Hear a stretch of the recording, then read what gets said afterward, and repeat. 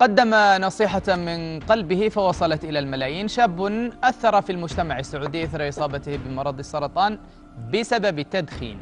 هي نصيحة لكل مدخن ما يزال في بر الأمان، فشاهدوا.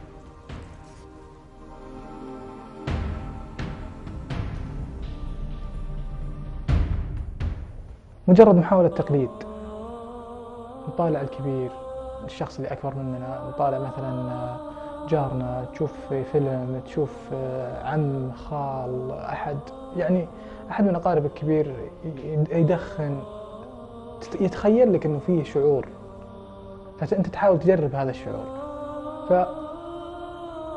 فكلمة لكل المدخنين: انتبه، صدقني وتأكد إنه لما تطيح ما راح أنت تتألم فقط، في ناس كثير راح تتألم حواليك.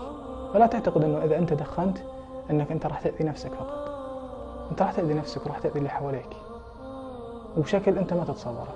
نومك يختلف، مزاجك يختلف، جلستك مع الناس وأخذك وكلامك وأسلوبك وتعاملك مع العالم كلها تختلف، كلها بسبب التدخين. وفي الأخير هذاني أنا شباب وكنت آكل بصل وثوم وجرجير وأحاول أني أكون رياضي قد ما أقدر وأمشي وأتحرك وفي الآخر وقعت. فلا تعتقد أبدا أبدا أنه أنت لما تدخن بتقدر تفك نفسك من الآثار الجانبية حقة الدخان إلا بطريقة واحدة، أنك تترك الدخان.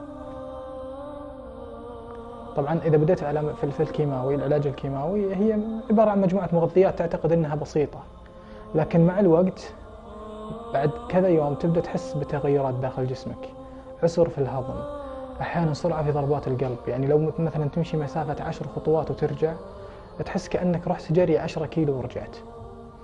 التنفس عندك يتغير، صداع، ألم في الأسنان، ألم في العظام، ألم في المفاصل، ألم في العضلات. تصير أحيانا أي ضغطة على جسمك تأثر عليك بشكل مو طبيعي. ألم في الظهر، النوم يختلف عندك ويصير كثير، نفسيا من جوا أنت ما أنت مرتاح، تحس بتقلبات ما تدري وش اللي فيك. من آثار برضو الكيماوي تساقط الشعر وتغير شكلك. أنا بنتي بتطالع فيني، أو قبل أشهر بسيطة كانت بنتي تطالع فيني تقول: أبوي أنا أبغى زيك دقن. فكنت أقول لها: إن شاء الله يطلع لك دقن. الحين تسألني تقول: بابا وين دقنك؟ إذا كانت السيجارة هذه فيها من الأسفلت، فيها مادة التار، وتدخنها أنت أكثر صلابة من الأسفلت، ما تتوقع في يوم من الأيام أبداً أنه بيضرك. أنا أتحدى لما يكون الأسفلت رطب لسه جديد، أتحدى أحد يجي يشم البخار اللي طالع من الأسفلت، ما تقدر تشمه، لا من حرارة ولا من الأذية اللي راح تلاقيها في الرئة بسبب الدخان هذا اللي طالع. فكيف أنت تروح تدخن؟ وبكل أمانة لما جاني الخبر أكثر ما فكرت فيه عيالي. هم أكثر من فكرت فيه، أكثر من شلت همه. والله العظيم ما نزلت دمعتي إلا يوم فكرت في عيالي. إذا شفت مدخن أتحسر عليه، لأنه هو قاعد يستمتع وفي نفس الوقت في شيء مخبى له ما يدري وش هو. الشيء المخبى هذا أنا شفته الآن. أكذب عليك إذا كنت أقول لك إني ما أستمتع، لكن نسمع الناس تقول تراه متعة زائفة، تراه مدري إيش. الكلام اللي أنا أقوله الحين هذا كنت أسمع من قبل وكنت أضحك داخليا، كنت من جوا أضحك، أقول لو يعرف غير المدخن وش فيه لذة في التدخين كان دخن.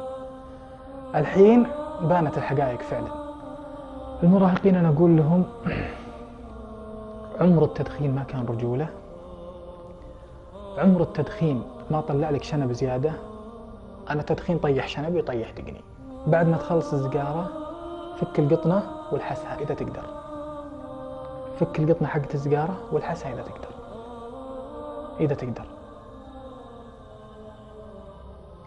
اللي في القطنة ترى كله دخل داخلك، اللي في القطنة كله دخل داخلك، فهل أنت متقبل أو لا؟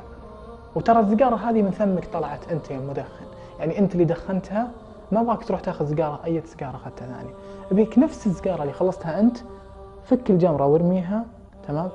اقطع الجمرة وارميها وفك القطنة يا سيدي، لا تلحسها، شمها بس، هل تتقبلها أو لا؟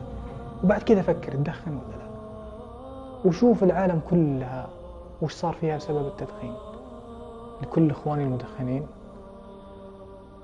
لا تقع في اللي وقع فيه غيرك، والعاقل من اعتبر بغيره.